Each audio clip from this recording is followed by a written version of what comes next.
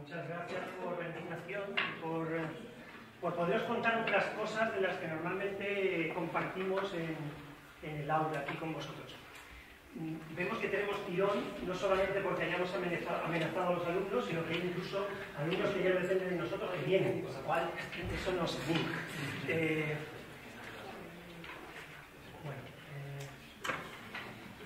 Nosotros os vamos a contar un poco, o vamos a tratar de descifrar esta especie como de palabra grande, que es esta cosa del superoptimístico adaptabilidoso. Bueno, que siempre nos ha gustado esta cosa así como medio casi de cine, ¿no? Veíais ahí la bolsa grande de Mary Poppins y nosotros tenemos la sensación de que nuestro estudio muchas veces es un poco algo así, porque todo lo que entra en el estudio no se sabe muy bien cómo termina saliendo de una manera distinta, de tamaño, de escala, de pensamiento totalmente diferente, ¿no? Entonces, bueno, lo que queremos también es transmitiros, no os vamos a contar proyectos, porque la dirección nos lo ha prohibido. Entonces nos ha dicho, no podéis contar proyectos, no os podéis contar a vosotros mismos. Llevamos 3 semanas que no sabemos qué hacer. Pero al final hemos decidido que la mejor manera de resolver este asunto pues es un poco que vosotros decidierais el itinerario, ¿no? Bueno, de hecho todavía alguien está a tiempo de poder salir, si es que realmente esto le aburre mucho, y si no tenéis ahí como 3 opciones. Nos ha fallado como el atrecho, ¿no? O sea que ahora deberéis de tener unas cartulinas de color naranja, verde y gris, y ahora entre todos os ponéis ahí a votar y entonces decidíamos qué tipo de charla damos. Más o menos así viva voz lo podemos hacer. ¿Qué preferís? La más académica, la curiosa historia de Padre Espino, que ahí entonces ya estaría esta cosa de explicarnos a nosotros mismos, o bueno, conocer algunos objetos más o menos asombrosos. ¿Qué preferís? El que grite más es el que se lleva la palabra. No, no tenéis. La 1. La 1. Ahí. Ay, qué grande, La 3.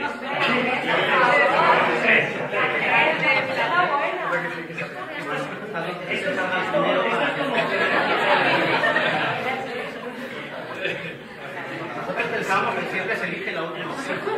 ¿Habéis caído en la trampa? ¿Habéis caído en la trampa? Porque en realidad nosotros queríamos la última. Esta cosa del thriller. Y en realidad no sé si conocéis este texto de Raymond Queneau, que hace una cosa en un librito que se llama Ejercicios de estilo, que es que, bueno, pues él trabaja con un texto muy corto y que prácticamente no dice nada, es decir, no tiene ningún sentido. Habla de un autobús, un sombrero, una gente que le quita el sitio a otro y de repente, pues, luego se encuentran 2 horas más tarde y le dice, a tu abrigo le falta un botón. Esa es un poco toda la historia.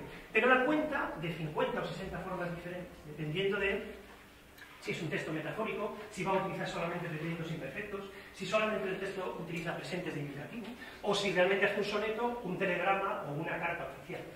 En el fondo esto que hemos hecho es lo mismo, es decir, os vamos a contar lo mismo, pero de formas diferentes, es decir, que aunque creáis que no habéis elegido nada, sí que habéis elegido. O sea, en la 3 os lo voy a contar de otro modo. Aquí el ratón, ahí está.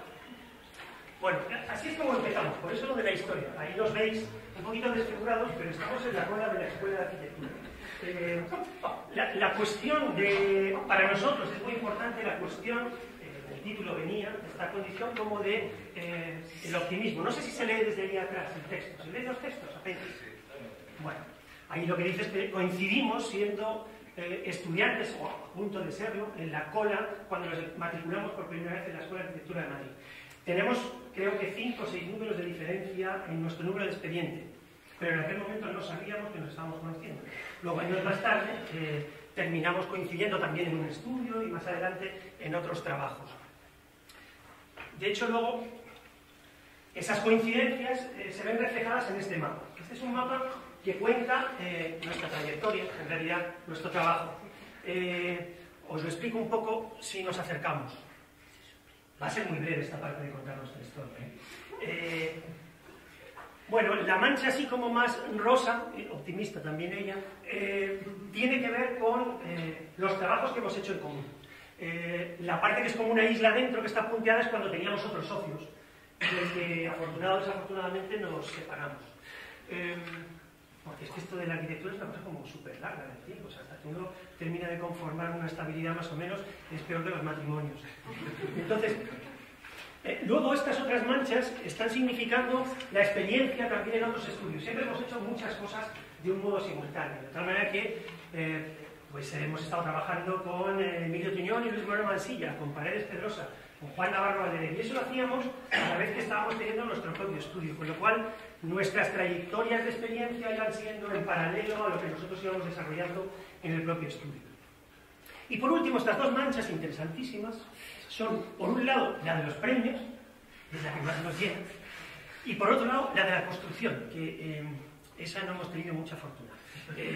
Entonces, bueno, básicamente lo que ocurre es que cuando unas manchas se superponen con las otras, lo que ocurre es que hay premios que llegamos a construir, esos son los que llamamos en el estudio milagrosos, y luego hay otros que son primeros premios que obtenemos, pero que al final, pues por pitos o por flautas, pues terminan paralizándose de una u otra manera o nunca llegan a mejor puerto. Todo esto siempre va aderezado de esos filamentos que veis que van capturando cosas que son otras actividades del estudio. Conferencias, charlas, escritos, textos en publicaciones, actos como este, en el que nosotros ponemos en orden un poco nuestra cabeza. Y que siempre son casi como tentáculos que van capturando otras cosas casi ajenas al estudio. Veis cómo hay tres flechas y que hay tres caminos distintos, que no sois un poco incrédulos, y hay cara de incrédulos. Bueno, empezamos con... No os voy a contar este proyecto porque ya os digo que algunos ya lo visteis y además lo tenemos prohibido. Pero sí os vamos a contar unas cuantas anécdotas sobre él. Que son, por un lado, este es un concurso que ganamos en el 2004. Tardamos 6 años en ponerlo en marcha. Durante todo ese periodo hicimos tres anteproyectos con sus respectivas maneras de trabajo, 2 proyectos básicos y un proyecto de ejecución. Era como si fuera una especie de oferta del líder, porque todo fue al mismo precio. Es decir, que fue una cuestión como de insistencia continua, vamos a ver si hacemos este proyecto, tal, nosotros con más insistencia que los propios clientes finales, ¿no?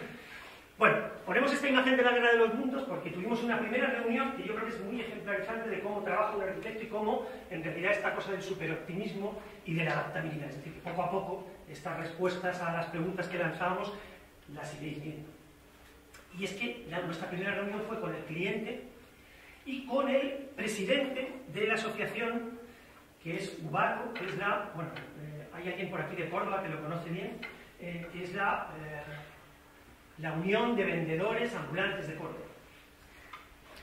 Entre ellos mismos, el presidente de esa asociación, al que ellos mismos, insisto, llaman el Gitano Salvador, fue el que se sentó con nosotros en una reunión con el presidente de Procórdoba y todo lo que hizo durante todo el tiempo de la reunión, además de descalificar el proyecto, pues bastante lógica, porque era una cosa que no le pertenecía a él y que además él había contratado a un equipo de Valladolid para hacer un concurso y no había salido el suyo, o sea que tenía realmente un cabreo importante.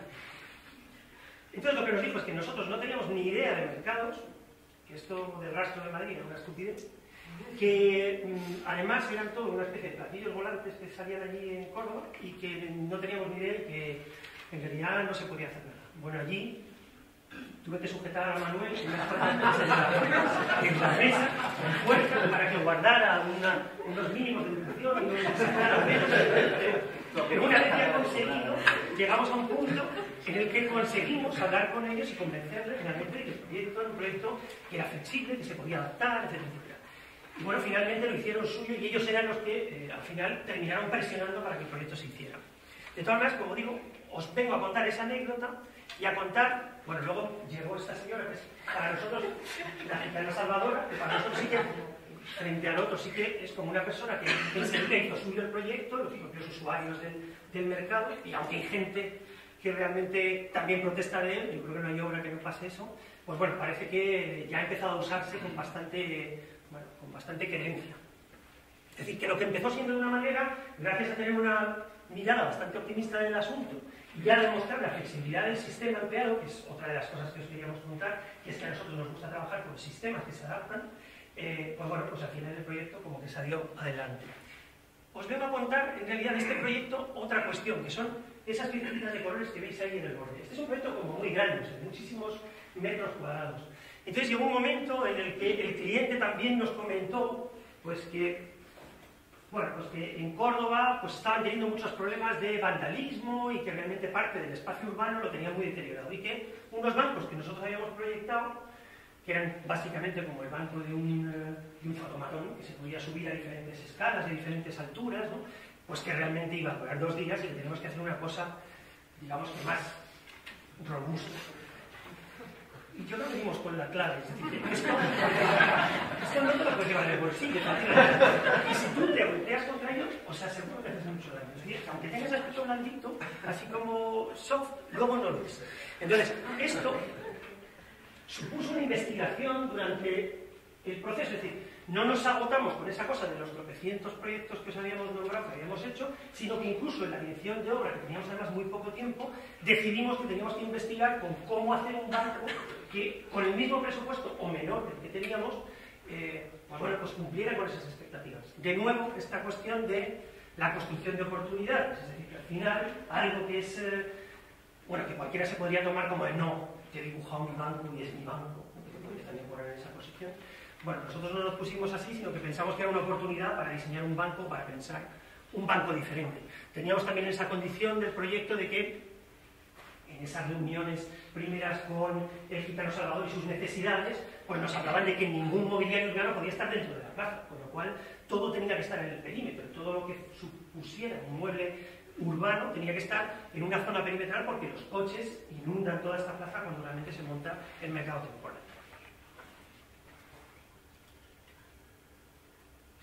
Bueno, incluso ya como último toque final, no hubo manera de convencer a los señores de Hidroeléctrica, de Sevillana, de Emaxa, es decir, todas las empresas municipales que tienen sus cacharros para colocar siempre al lado de las plazas para sus cuadros eléctricos, no hubo manera de integrarlos en un pequeño edificio que teníamos ahí, que es un centro de transformación que conseguimos hacer todo en rosa y que estaba súper contento el de Sevillana, porque tenía el primer centro rosa de toda Andalucía y estaba súper orgulloso. De hecho, iba allí a la obra habitualmente a enseñarlo, todo hecho en chapa así como de pana.